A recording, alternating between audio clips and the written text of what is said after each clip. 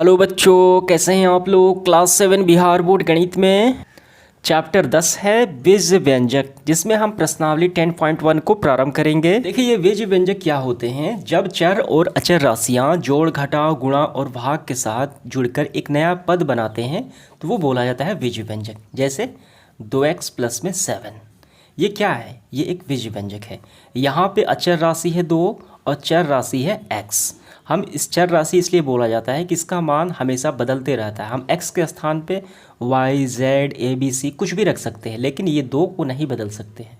ठीक, और बीच में एक प्लस जुड़ा है और यहाँ पे 7 है। ये 2 पद हैं, तो इसको हम बोलते हैं बीजीय व्यंजक।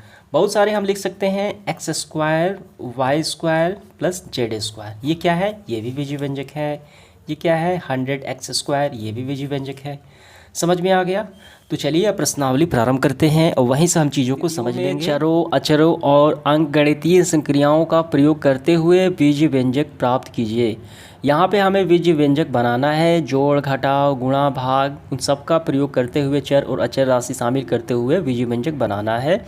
और यहाँ पे दो दी गई सूचनाएं हैं, इसी के आधार पे हमें तैयार करना है। पहला है संख्या y में से z को घटाना।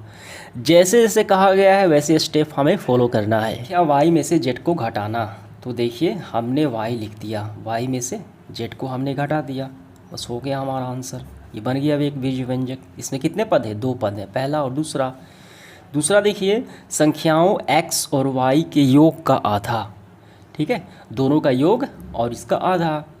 देखिए यहाँ पे x प्लस वाई, दोनों का योग हो गया, योग का आधा का मतलब गुणा 1/2 आधा। और इसको व्यवस्थित हम कर लेंगे 1/2 x प्लस वाई। ठीक है, बीच में यहाँ पे गुणा है, ये हमारा आंसर आ गया ये वाला। अब इसके बाद देखिए तीसरा, संख्या z को स्वयं उससे गुणा किया जाता है। तो संख्या z को स्वयं उससे गुणा करें तो कितना होगा, ये हो गया हमारा जेड स्क्वायर, तो होगा, आंसर हो गया। चौथा है संख्याओं p और q के गुणनफल। p और q का गुणनफल हमने कर लिया, का 1/4। ठीक है, देखिए गुणनफल, देखिए गुणनफल का मतलब गुणा 1/4, यहाँ पे हम गुणा 1/4। ठीक, इसको हम ऐसे व्यवस्थित तरीके से लिख सकते हैं। कैसे, 1/4 बीच में गुणा है p इंटू क्यू, ऐसे तो हम लिख सकते हैं। ये हमारा आंसर आ गया। इसके बाद देखिए पांचवा, दोनों संख्याओं x और y के वर्गों को जोड़ा जाता है।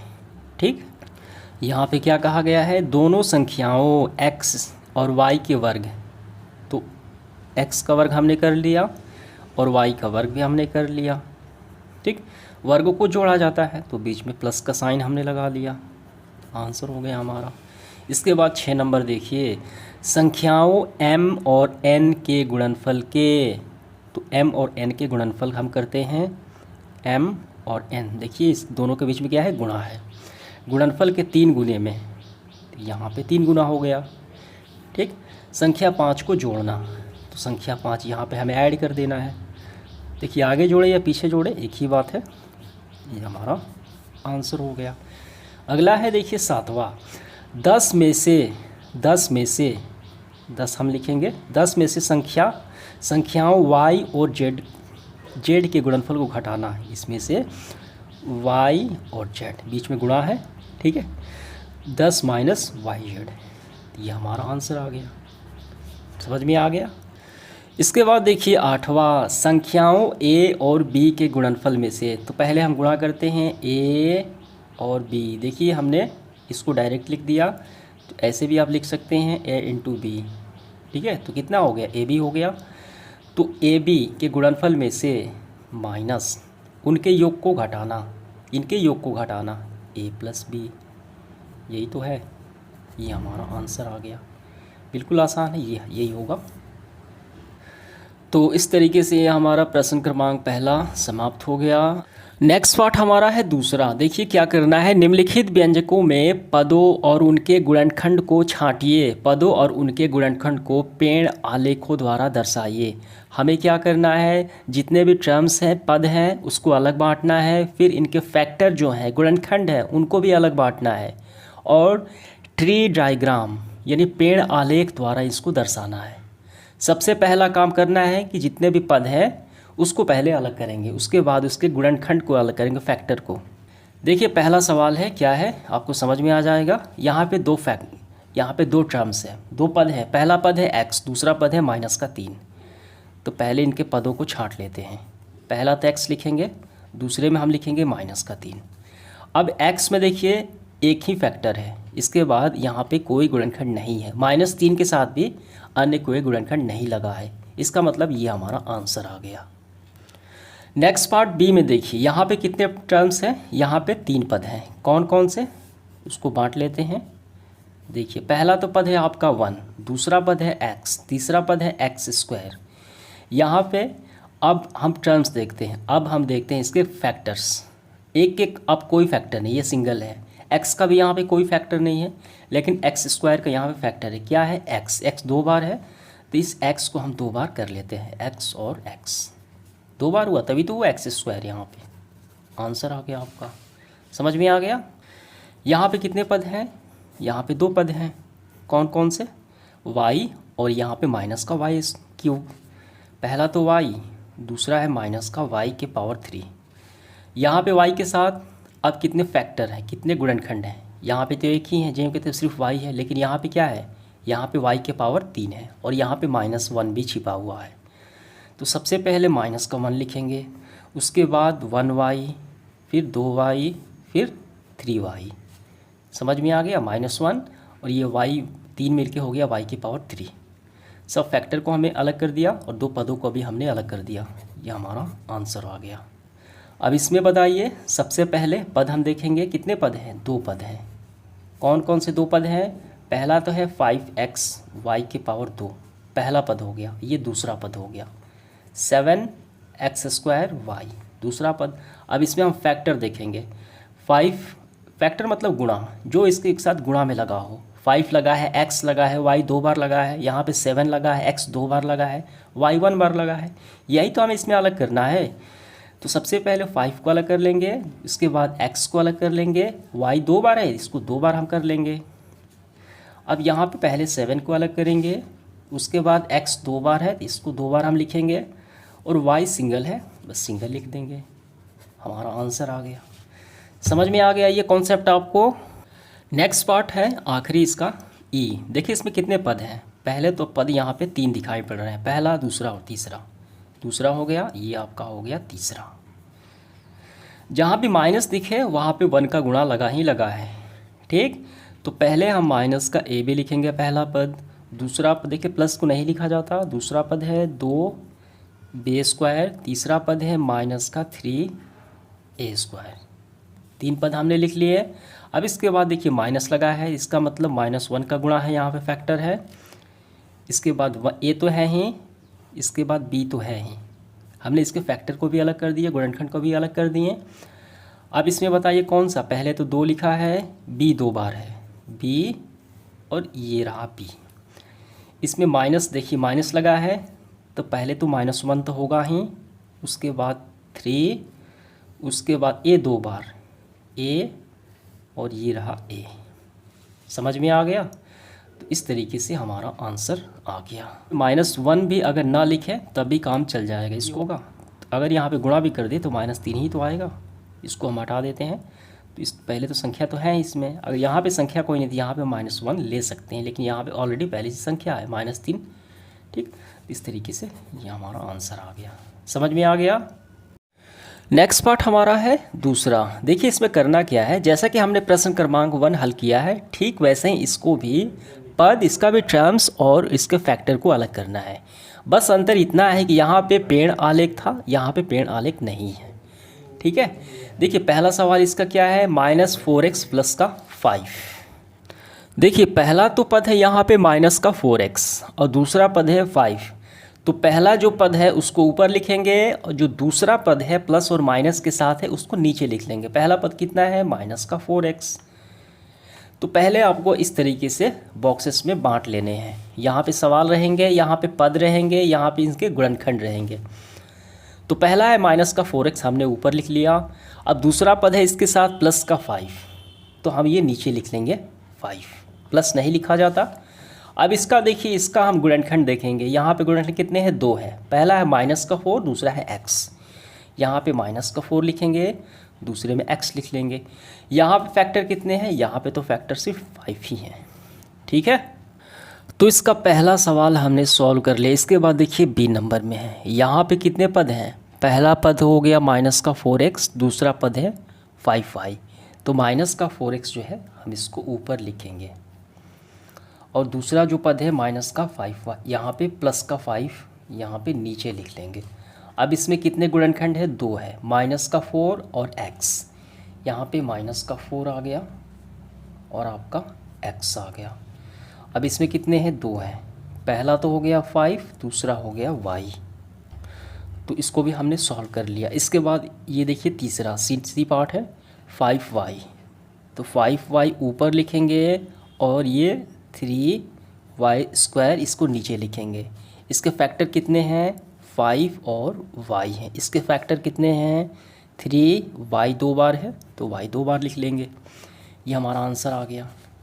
अब इसके बाद देखिए डी पार्ट है हमारा। इसमें कितने पद हैं, इसमें 2 टर्म्स है। पहला है आपका xy ऊपर लिखें और दूसरा है आपका 2x² y²। यहाँ पे इसके देखिए फैक्टर हो गए हैं x और y। यहाँ पे कितने हैं, पहला तो 2 हो गया, x 2 बार, x और x, y भी 2 बार, y भी 2 बार हमने कर दिया, बस हो गया। ई पार्ट देखिए 2 पद है। पहला पद है आपका PQ, दूसरा पद है आपका Q। तो ऊपर देखिए कितने हैं, इसमें भी 2 फैक्टर हो गए। पहला हो गया P, दूसरा हो गया Q। इसमें तो एक ही है, यहाँ पे Q है। अब इसके बाद देखिए इसका F पार्ट है 1.2 AB, 1 पार्ट, 2 पार्ट और 3 पार्ट। इसको ऊपर हम लिखेंगे। पहला 1.2 AB फर्स्ट पार्ट है, दूसरा है माइनस का 2.4 B और तीसरा है 3.6 A।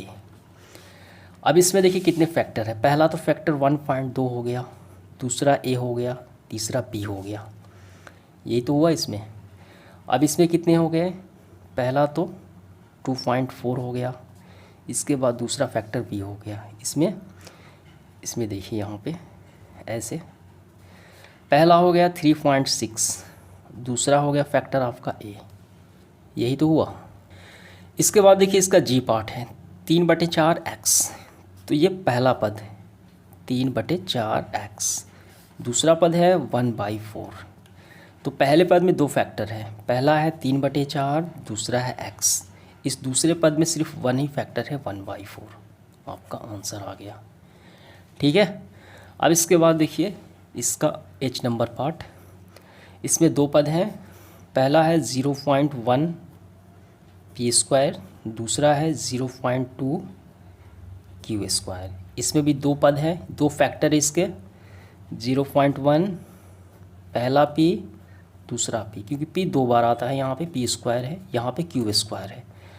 पहला तो फैक्टर 0.2 Q और Q। ठीक, तो इस तरीके से हमने ये दूसरा का ये 2 पार्ट 2 काफ़ी अच्छे से सॉल्व कर लिया है। देखिए नेक्स्ट पार्ट हमारा तीसरा है, निम्नलिखित व्यंजकों में पदों के संख्यात्मक गुणांकों जो अचर न हो की पहचान कीजिए। यहाँ पे टोटल हमें 9 सवाल सॉल्व करने हैं। देखिए हमें क्या करना है, यहाँ जो बीज व्यंजक दिए गए हैं जो चर और अचर, ठीक है, यानी जो कोई अल्फ़ाबेट हो जो चर राशि के साथ जो जुड़ा हुआ हो, ठीक, तो उसको यहाँ पे ध्यान देना है। अगर कोई सिंगल डिजिट हो, संख्या हो, तो उसको नहीं लेना है। यहाँ पे कितना है 5 - 3t²। तो इस 3t² के साथ जो संख्यात्मक गुणांक है, कोफिशिएंट्स है, उसको हमें यहाँ पे छांट लेना है। ठीक है, तो यहाँ पे इसका आंसर क्या होगा, इसमें इसका होगा देखिए इस t² के साथ -3 जुड़ा हुआ है, इसका आंसर आ गया। यहाँ पे 1 को ध्यान नहीं देना है क्योंकि इस पे चर राशि कोई नहीं जुड़ी हुई है, ये ख़त्म हो गया। यहाँ पे टी स्क्वायर, यहाँ पे टी के पावर 3। ठीक, तो वैसे ही हमें यहाँ पे कोफिशिएंट्स को ज्ञात करना है। देखिए सबसे पहले आपको इस तरीके से डायग्राम तैयार कर लेना है। यहाँ पे आपके सवाल रहेंगे, यहाँ पे पद लिखना है, यहाँ इसके गुणनखंड लिखना है, कोफिशिएंट्स को हम लिखेंगे, संख्यात्मक मान को लिखेंगे। तो सबसे पहला सवाल है 5 - 3 टी स्क्वायर। तो यहाँ पे देखिए टी स्क्वायर के साथ क्या है, इसमें जो सिंगल डिजिट है उसको ध्यान नहीं देना है, तो हम कौन सा लिखेंगे, हम यहाँ पे लिखेंगे टर्म्स को माइनस का 3 टी स्क्वायर। तो इस -3 टी स्क्वायर के साथ जो कोफिशिएंट्स है, जो संख्या है, कौन सा गुणा हुआ है, तो -3 ही तो हुआ है, हो गया इसका आंसर। अब ये देखिए 1 को आपको ध्यान नहीं देना है, ठीक, जो चर राशि है ABCD XYZ, बस उसको ध्यान देना है। यहाँ पे हम लिखेंगे पहला पद टी आ गया, दूसरा पद आपका टी स्क्वायर हो गया, तीसरा पद आपका कौन सा हो गया, टी के पावर क्यूब हो गया। तो इसका कोफिशिएंट्स क्या है, यहाँ पे कुछ नहीं तो 1 है, इसका भी 1 है, यहाँ पर भी 1 है, 1, ठीक है, इसका 1 और इसका 1, ये इसका हो गया कोफिशिएंट यानी गुणनखंड। अब इसमें देखिए यहाँ पे सिंगल डिजिट तो है नहीं, यानी सबको लेना पड़ेगा। तो पहला टर्म्स हो गया आपका x, दूसरा हो गया आपका 2xy, तीसरा है 3y। यहाँ पे कुछ नहीं है तो 1 हुआ। यहाँ पे क्या है, xy के साथ जो कोफिशिएंट्स है, जो गुणांक है, क्या है, 2 ही तो है। यहाँ पे 3y के साथ क्या है, 3 है, ठीक है। इसके बाद देखिए नेक्स्ट पार्ट हमारा है 4। तो पहले इसके टर्म्स हम लिखेंगे 100m। देखिए m के साथ है, अगर यहाँ पे 100 होता तो हम इसको नहीं लेते, यहाँ m के साथ है, चर और अचर है, ठीक। 100m हो गया पहला पद, दूसरा पद हो गया आपका 1000n, 1000n है। यहाँ पर m के साथ जो ये चर राशि है, इसका कोफिशिएंट्स यानी गुणांक कौन सा है, 100 ही तो है। यहाँ पे n के साथ कौन सा है, 1000 ही तो है। यहाँ पे डिजिट लिखी जाएंगी, संख्याएं। बात समझ में आ गई। ये पहला टर्म हो गया आपका, पहला कौन सा हुआ, माइनस का टी स्क्वायर क्यू स्क्वायर। दूसरा टर्म आपका कौन सा हुआ, 7pq। यहाँ पे क्या है, इसका होगा गुणांक -1, कुछ नहीं है तो -1 होगा। यहाँ पे क्या होगा, 7 होगा। नेक्स्ट पार्ट हमारा देखिए 6 नंबर।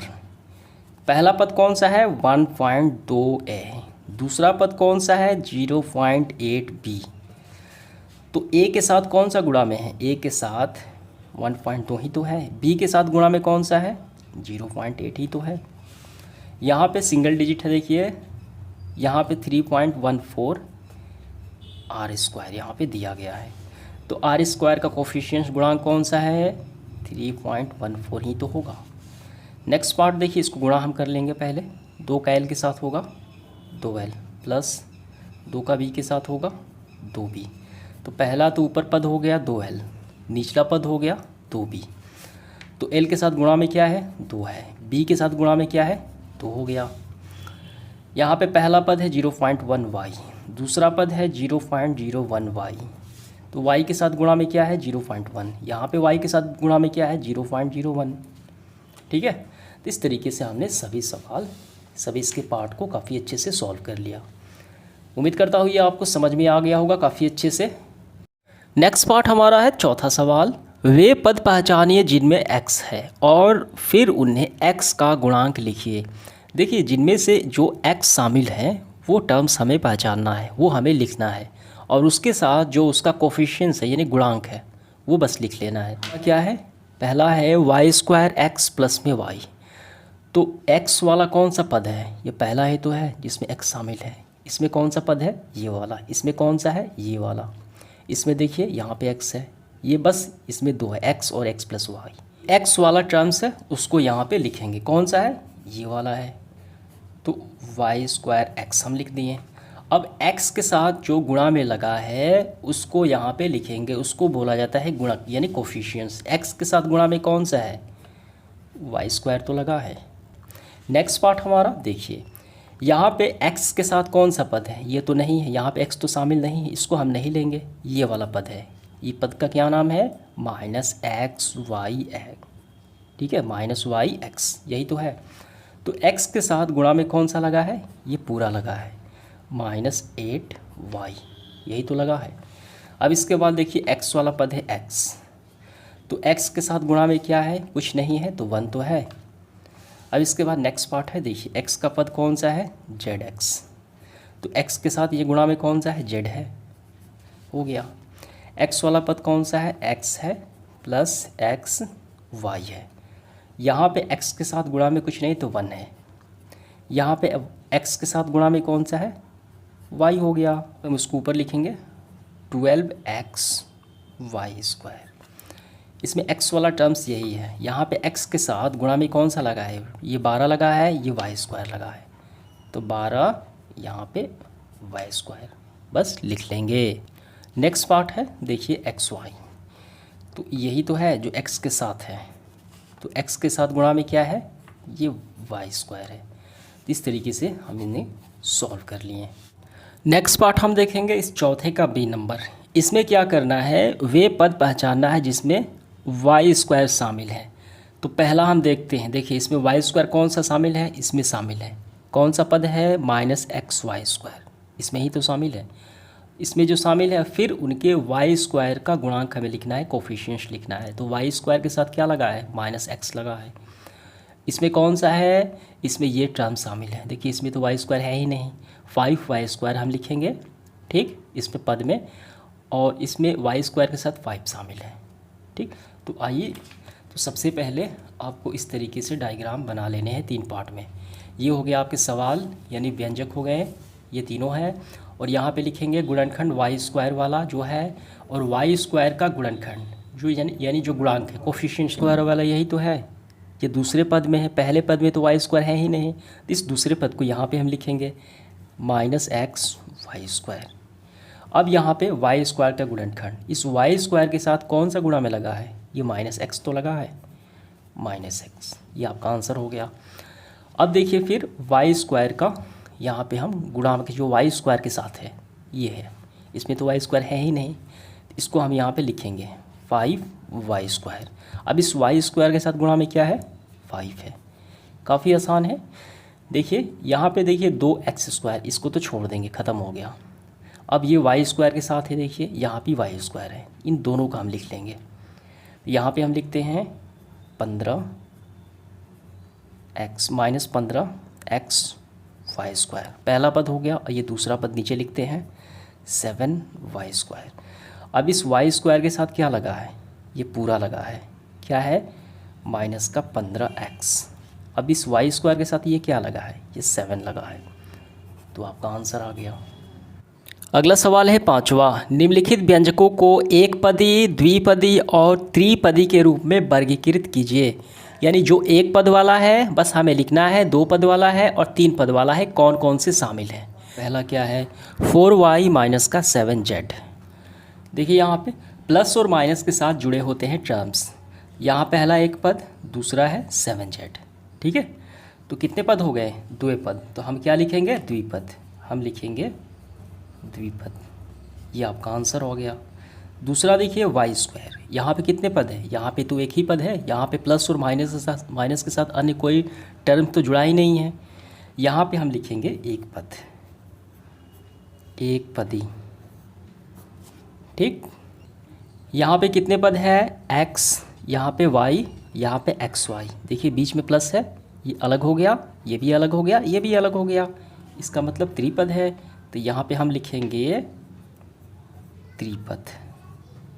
समझ में आ गया। यहाँ पे कितने पद हैं, 100 है, ये तो एक पदी है, एक पदी हमारा हो गया।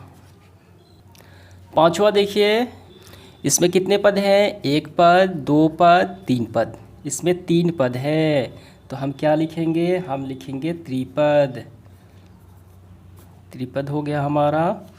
इसमें कितने पद हैं, देखिए 5 माइनस का 3t, प्लस माइनस के साथ जुड़ा है, माइनस है, यहाँ पे एक पद, 2 पद, यहाँ पे हम लिखेंगे द्विपद, ठीक। अब इसके बाद यहाँ पे 1 पद और 2 पद, बीच में माइनस है, तो ये भी हो गया द्विपद। यहाँ पे 8वां 7mn, यहाँ तो एक ही पद है, ठीक है, यहाँ पे प्लस और माइनस के साथ और कुछ नहीं जुड़ा है, तो एक पदी, काफ़ी अच्छे से समझना है। यहाँ पे कितने पद है, जेड स्क्वायर एक पद, माइनस देखिए जुड़ा है 3z 2 पद, यहाँ प्लस का 8 3 पद। यहाँ पे क्या लिखेंगे, त्रिपद। 10 नंबर में ए स्क्वायर प्लस बी स्क्वायर, ये हो गया आपका द्विपद। ये कौन सा, एक पद दो पद, ये भी हो गया द्विपद। यहाँ पे पहला पद, दूसरा पद, तीसरा पद, ये हो गया आपका त्रिपद। काफ़ी सरल है, हम इसको काफ़ी अच्छे से सॉल्व कर चुके हैं। पर क्या है, बताइए कि दिए गए पदों के युग्म समान पदों के हैं या असमान पदों के हैं। तो यहाँ पे हमें लाइक और अनलाइक टर्म्स यहाँ पे फाइंड आउट करना है। देखिए समान और असमान पद कैसे फाइंड आउट किए जाते हैं। किसी भी बीज व्यंजक दिया गया हो तो उसका चर हम देखते हैं, अगर चर एक समान आता है तो इसका मतलब वो समान है। यहाँ पे देखिए दिया गया है 2xy, यहाँ पे 5xy, तो 2xy और ये 5xy क्या है, आपस में समान है। क्यों, कि इनकी जो चर है वो एक समान है। ठीक है, यहाँ पे हम देखते हैं सबसे पहले पहला सवाल। यहाँ पे 1 है, यहाँ पे 100 है, यहाँ पे चर नहीं है लेकिन संख्याएं हैं, ये भी संख्या है, ये भी संख्या है। इसका मतलब ये समान पद है, यानी एक जात वाले हैं, एक जैसे दिखते हैं। तो हम क्या लिखेंगे, लाइक टर्म्स, यानी समान पद। समान पद हम यहाँ पे लिख लेंगे। ठीक है, दूसरा देखिए माइनस का 7x, यहाँ पे चर क्या है, x है, 5/2, यहाँ पर भी x है। इसका मतलब ये दोनों पद क्या है, ये भी समान हो गए। ठीक है, ये भी समान यानी लाइक टर्म्स हो गए। तीसरा है माइनस का 29x, यहाँ पे माइनस का 29y, यहाँ पे x है, यहाँ पे y है। क्या x और y आपस में बराबर हैं, बिल्कुल नहीं। ये क्या हो गए, असमान पद होंगे। असमान पद यहाँ पे हम लिखेंगे। यहाँ पे 14xy, यहाँ पे 14, यहाँ पे 42yx। देखिए यहाँ पर भी समान पद हैं, एक्स वाई लिखे हैं या वाई एक्स लिखे हैं, किसको आगे लिखे या पीछे लिखे उससे कोई फ़र्क नहीं पड़ता, लेकिन वो चीज़ें तो है। यहाँ पर भी क्या होगा, ये हो गया समान पद। ठीक है, नेक्स्ट है पांचवा, यहाँ पे 4m²p, यहाँ पे 4mp²। यहाँ पे हम पावर देखेंगे, घात देखेंगे। यहाँ m के पावर 2 है, स्क्वायर में है, यहाँ m के पावर 1 है, घात तो बराबर नहीं है। यहाँ p के पावर 1 है, यहाँ p के पावर 2 है, तो यहाँ पे इनके घात जो है बराबर नहीं है। इसका मतलब ये क्या होंगे, असमान पद हो जाएंगे, असमान पद। ठीक है, असमान पद। x के पावर यहाँ पे 1 है, यहाँ पे 2 है, xz के पावर 1 है, यहाँ पे 2 है, ये भी क्या हो जाएंगे, असमान पद हो जाएंगे। क्योंकि पावर बेस जो है, पावर जो है इनका समान होना जरूरी है समान पद होने के लिए। बात समझ में आ गई आपको। इसके बाद देखिए सेशन का आखिरी सवाल 7वां, निम्नलिखित में समान पदों को छांटिए जो समान टर्म्स है, यानी जो एक जैसे दिखते हैं, एक जात वाले हैं, उसको हमें एक साथ रखना है। समझ में आ गया। पहले हम देखते हैं -xy²। यहाँ पे ध्यान देने वाली बात है, गौर करना है, -xy² जैसा अन्य है कि नहीं। अब हम देखते हैं xy², देखिए यहाँ पे है xy², अब तो नहीं है, तो ये दोनों हम एक साथ लिख लेंगे। ठीक है, तो पहला हो गया -xy² और ये हो गया आपका 2xy²। ठीक है, एक साथ हो गए। अब इसके बाद देखिए अगला हम देखेंगे -4yx²। इसको एक साथ हम लिखेंगे, तो हम इसके नीचे लिख लेते हैं -4yx²। अब है कि नहीं, देखिए yx², यहाँ पे